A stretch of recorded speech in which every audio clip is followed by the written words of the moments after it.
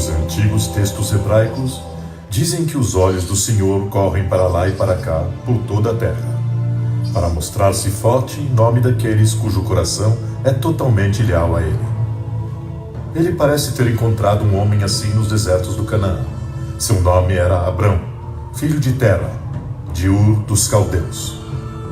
De acordo com os escritos antigos, um dia, Deus apareceu a Abrão e falou as palavras que dariam origem à nação de Israel. Deus disse a Abrão: sai-te da tua terra, da tua parentela e da casa de teu pai, para a terra que eu te mostrarei, e far-te-ei uma grande nação, e abençoar-te-ei, e engrandecerei o teu nome.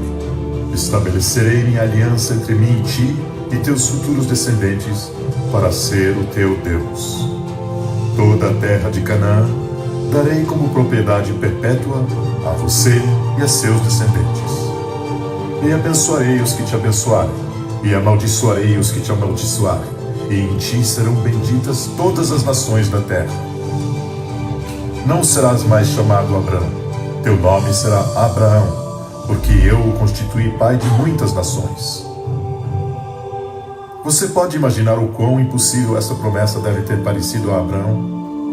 No entanto, em total fé, Abraão disse: Hinene, eis-me aqui, ao chamado de Deus. Em obediência à visão, ele e sua família iniciaram a longa jornada para Canaã, a terra que ele acreditava que Deus tinha dito que se tornaria sua casa. E as gerações de Abraão a seguir iriam crescer para ser uma grande nação, os filhos de Israel, o povo da promessa. Antes que a promessa fosse realizada, Israel sofreria 400 anos de brutal escravidão no Egito. Mas no meio do seu sofrimento, um menino hebreu chamado Moisés, exilado nas montanhas de Midian, um dia teve uma visão de Deus em uma sarça ardente.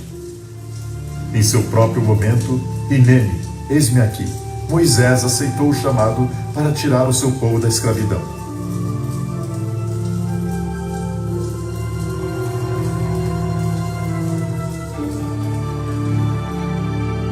Pouco antes de ele morrer, Deus levou Moisés a um ponto alto com vista para Canaã e mostrou-lhe a terra prometida.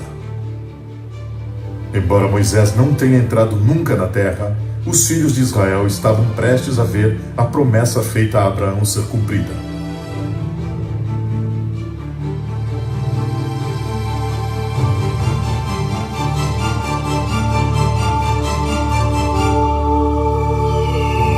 Batalhas seriam travadas, milagres seriam registrados, vitórias seriam celebradas.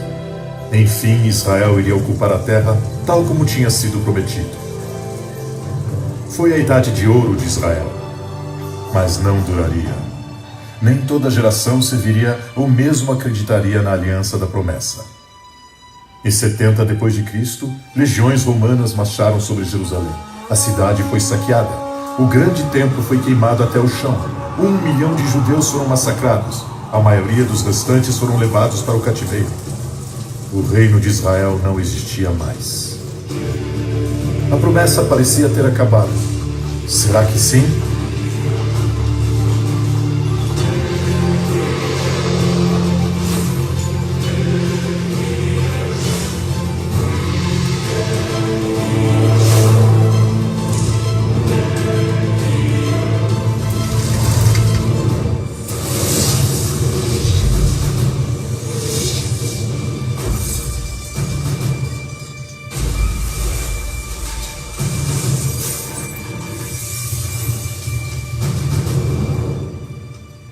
Mil anos antes, um dia o profeta Ezequiel estava orando. Ezequiel viu-se diante de um vale repleto de ossos secos, ossos humanos. Como o profeta contemplava a cena, Deus perguntou-lhe se esses ossos poderiam viver. E a isso Ezequiel sabiamente respondeu: Senhor Deus, tu o sabes. O que aconteceu em seguida deve ter sido um espetáculo para ser visto. Deus disse a Ezequiel para falar com os ossos e ordenar-lhes viver. O profeta escreveu depois: Então profetizei como se me deu ordem, e houve um ruído, enquanto eu profetizava, e eis que se fez um rebuliço, e os ossos se achegaram, cada osso a seu osso.